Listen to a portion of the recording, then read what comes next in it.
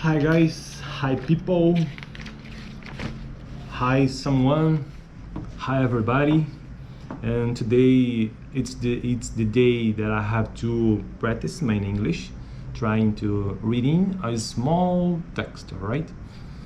And I'm trying to speak in English. I'm not speaking English very well because it's not common for me. I don't use in English in my day. It's not common for me, like I said. And today I'm gonna try to read a small text from this magazine. The name of the magazine is SOBRE. While in Brussels, discover a region that combines technical know-how with quality of life. Okay, the title is Dinner Served. But the special text that I'm going to try to read, it's the text on the page 8.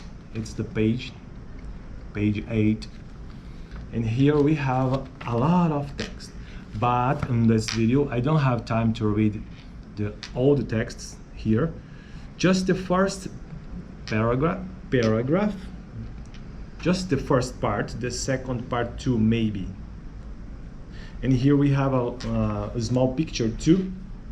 We have computers, we have machines, we have a guy here drink something, I don't know what, but it's the image here. Okay, let's try to read very slowly. Okay, the title is hard craft. The subtitle is innovative startup is set to revolutionize bone tissue transplantation.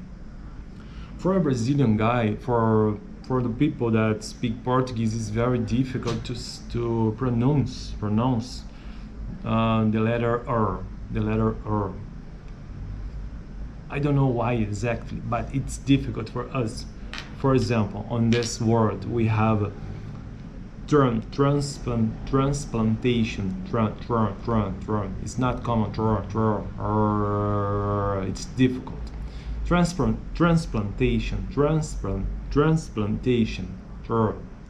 I think because we don't have exactly the same sound, I think, but it's not a problem. We can use this. Okay, we can do in this way, I think, because someone that speaks English can understand when we say like this. Okay, the author is Safina Hanna, by Safina Hanna. One startup tech Zero Biotech has created the world's first automatic robotic bone graft production system, which revolutionizes the processing of human tissue. Bone tissue is the second most transplanted part of the human body after blood. Bone grafts are useful for fixing bones damaged by trauma and growing new bone where a loss has occurred after a fracture around an implant such as knee replacement. Depending on the time of injury, the bone used for a graft can come from a patient's own body, can be synthetic or can be analog graft, tissues from a living or deceased donor that has been stored in a tissue bank.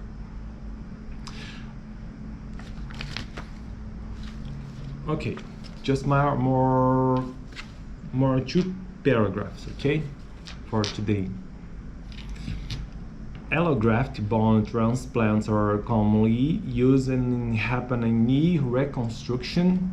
The risk of infection associated with using allografts is low signs. Additional surgery is not needed to accurate the bone, and the risk of rejection is minimal as the bone contains no living cells. There is also no need to match blood types between the donor and the recipient, since I don't know how can I pronounce this word in English, since or since the allograft contains no liver marrow. The last paragraph today. However, preparing the allografts themselves from donated bones is a lengthy and costly manual process which also carries a risk of contamination. This motivated cells and tissue engineering specialist Dennis Dufresne to research the production methods while he was the head of tissues bank in Belgium. I experienced so many difficulties in producing allografts manually that I want to automate the process, simplify it, and improve their quality, he says. Okay, for today I think it's enough just to try to read. I would like to say to you that you have to try to get small text or try to listen something. You can listen, you can write, you can read like I did it on this video today, or you can try to speak on a video like this situation here, or you can just try to read some fine vocabulary, some words that you use in your day. Okay, the next week I'm gonna finish this text because we have a 1, 2, 3, 4, 5, 6 paragraphs to finish this small text about hard graft, hard graft. Okay, thank you. Our process guarantee the safety and quality of the final product. I don't know.